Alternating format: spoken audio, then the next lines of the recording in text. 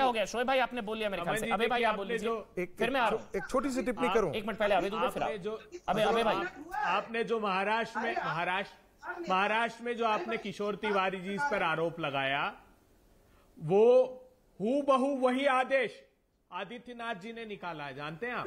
हूबहू वही आदेश आपने कह दिया कि मस्जिदों के बाहर नहीं, उन्होंने धार्मिक स्थल लिखा है। आदित्यनाथ जी ने यह आदेश जब निकाला, जब वहां पर व्यापक रूप से लोग कहने लगे कि साहब आप हनुमान चालीसा के लिए लाउड स्पीकर अपने घर पे लगाएंगे। जब अजान होगी, जब मैंने पढ़ा है वो आदेश, एक मिनट उसमें ये है, उसमें ये है कि हर धार्मिक स्थल, ऑर्डर मेरे पास, हाँ मेरे पास है, मैं बता देता हूं, हर धार्मिक स्थल की लाउड स्पीकर की आवाज उसके प्रेमिसेस में रहनी चाहिए, प्रेमिसेस से बाहर आवाज नहीं जानी चाहिए, यही है ना? अलावा नए सुनिए ना, अच्छा सुनिए ना, हाँ जी, उसके अलावा भी लिख रहे हैं कि नए की कि नए जो हैं, नए लाउड स्पीकर की अनुमति नहीं दी जाएगी, और नए लाउड स्पीकर के लिए अप्लाई करना होगा। हाँ, और तो ठीक बात सुनिए ना, तो धार्मिक तो हमारे मंदिरों पर भी क्यों, तो यही तो महाराष्ट्र की सुप्रीम कोर्ट हमारे लिए पर आरोप कैसे लगाते? अबे भाई आप तो खुद हिंदू हैं, हमारे लिए शरिया भाई, हमारे लिए धर्म से बड़ा संविधान है ना, इनके लिए शरिया बड़ा है।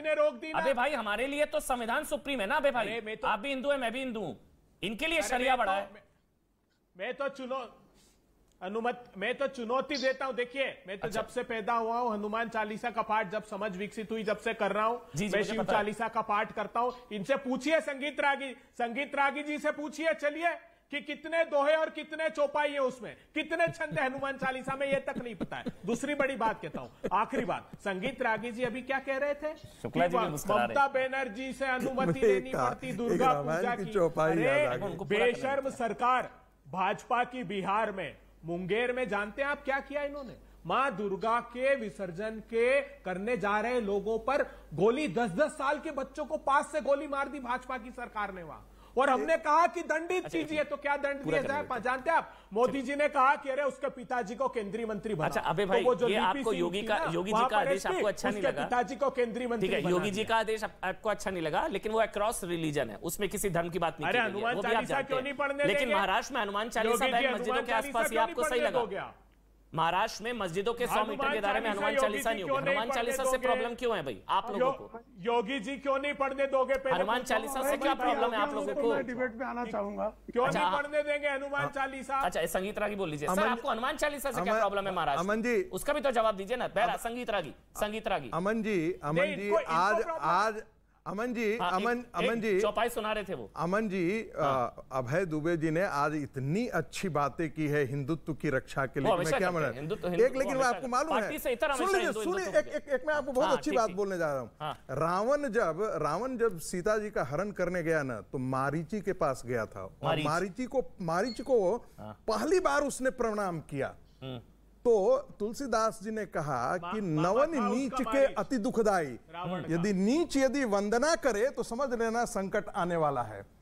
कांग्रेस पार्टी जब हिंदुत्व के बारे में बात करने लगे तो समझ जाइए कि वो कौन कर रहा है, जिसकी पूरी राजनीतिक यात्रा हिंदुत्व के खिलाफ है, हिंदुओं के खिलाफ है। इस देश में बबूल बोया है, इस देश में कांटे बोए हैं, रेडिकल इस्लामिस्ट तत्वों को खड़ा किया है, बांग्लादेशी और पॉकेट्स को खड़ा किया है। अरे आईएमडीटी एक्ट आपने ही लाया था ना, ये सारे बांग्लादेशियों को इस देश में रहने के लिए आईएमडीटी आपने लाया था ना। सुप्रीम कोर्ट की टिप्पणी क्या थी अभय जी? कहा गया कि आईएमडीटी एक्ट जो कांग्रेस सरकार ने लाई है वो बांग्लादेशियों को यहां पर बसाने के लिए लाई है, ना कि उनको डिटेक्ट करने के लिए और पहचान करके बाद। यदि आईएमडीटी एक्ट को लागू कर दिया जाए तो 300 साल में भी बांग्लादेशियों को डिटेक्ट नहीं किया जा सकता था और उनको बाहर नहीं भगाया जा सकता था। अरे आप तो जब भी बांग्लादेशियों को बाहर भगाने की बात की गई है तब आपने विरोध किया था।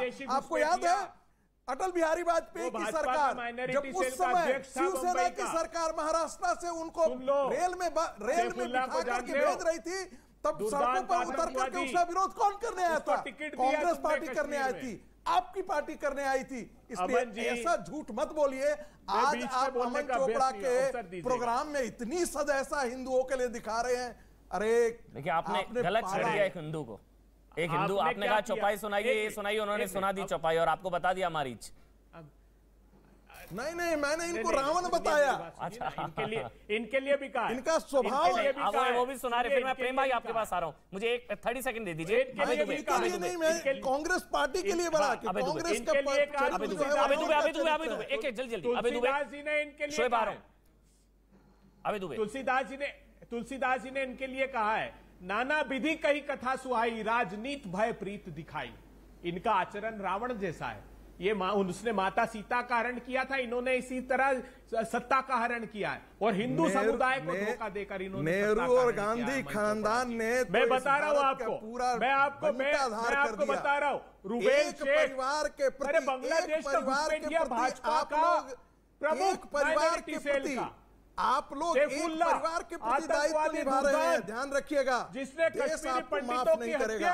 देश के प्रति अपना दायित्व का निर्वाह कीजिए। एक परिवार के प्रति चाटुकार मत बनिए अभय जी, इतिहास आपको माफ नहीं करेगा। बहुत देर से प्रेम शुक्ला बोलना चाह रहे हैं। राष्ट्रीय स्वयंसेवक संघ भाजपा के बुनियाद के पत्थर श्यामा प्रसाद मुखर्जी फजलुल हक के साथ सरकार बनाते हैं। आपको मालूम है, एक मिनट बहुत अच्छी बात कही आपने। प्रेम शुक्ला बहुत देर से बोलना चाह रहे हैं। चलिए प्रेम शुक्ला बहुत देर से बोलना चाह रहे हैं, विरोध करने के लिए। चलिए संगीत रागी प्रेम शुक्ला बोल रहे हैं। अब एक मिनट रिक्वेस्ट कर रहा हूँ। अबे भाई हो गया, अबे भाई मैंने पूरा आपको सुना। अब बोलिए प्रेम शुक्ला, फिर शोएब आपके पास आ रहा हूँ। बोलिए प्रेम शुक्ला, आप भी कोई चौपाई सुना रहे हैं क्या? देखिए आपने कहा एक कहावत सुनी होगी, मैं चौपाई नहीं सुनाऊंगा, सिर्फ एक कहावत सुना रहा हूं कि नया नया मुसलमान 6 बार नमाज पढ़ता है। उसे नया नया हिंदुत्व वाला चालीसा में कितनी चौपाइयां पूछता है। चालीसा का मतलब ही 40 चौपाई। महाराज चौपाई है बता, मैं कह रहा हूँ चालीसा का मतलब ही 40 चौपाई होता है महाराज। हे साहित्य शिरोमणि, चलिए दोहे साहित्य शिरोमणि दीजिए, हे साहित्य शिरोमणि। मैं पूरे रामचरितमानस बता दूंगा, लेकिन आपके विद्वत्ता को मैं प्रणाम करता हूँ। चालीसा का मतलब ही होता है 40 चौपाइयां। चालीसा उसके अतिरिक्त नहीं होता साहब। चालीसा हम चौपाई पूछ रहे हैं। अजीब भाई आपकी विद्वत्ता, आपका साहित्य ज्ञान, प्रणाम है। दोहे कितने? अरे साहब फिर मैं कह रहा हूँ 3 दोहे 40 चौपाइयां, और कुछ बताना चाहे बता दूं। बजरंग बाण सुना दूं, हनुमानाष्टक सुना दूं, हनुमान चालीसा सुना दूं, सुंदरकांड सुना दूं, क्या सुनना चाहते हैं भाई? चौपाई और दोहे का अंतर बता दीजिए। चलिए अरे भैया चौपाई दोहे का अंतर बता दीजिए। अब जो है अब इनको साहित्य पढ़ाना शुरू करें। राहुल गांधी विश्वविद्यालय से पढ़कर आए लोगों को क्या आप चाहते मैं साहित्य पढ़ाऊं? अरे दोहा, चौपाई, छंद, सोरठा, लेकिन आस्था भाई साहब रस समास क्या जानना चाहते हैं आप? अमन चोपड़ा के, लेकिन आपकी बेसिक जो है चालीसा का मतलब जिसको नहीं पता उससे अपना समय नहीं नष्ट करूंगा। बिल्कुल अंतर में अपना समय नष्ट नहीं करूंगा, क्योंकि आपकी विद्वत्ता इसी से ज्ञात हो गई। अरे साहब दोहा, चौपाई, सोरठा ये हम लोग को कक्षा 8 में पढ़ा दिया गया। चलिए अब आगे बढ़ते हैं, छोड़िए ना। अब वो पर्सनल क्लासेस आपको बाद में, वो आप लोग बाद में आपस में फोन कर लीजिएगा। अभी यार टॉपिक पे रहते हैं। आप प्रेम शुक्ला टॉपिक पर आ जाइए, छोड़िए ना। कितनी चौपाइयां, कितनी दोहे, हनुमान चालीसा पर बैन लगा दिया महाराष्ट्र में, यहाँ चालीसा। चलिए खैर प्रेम शुक्ला जी।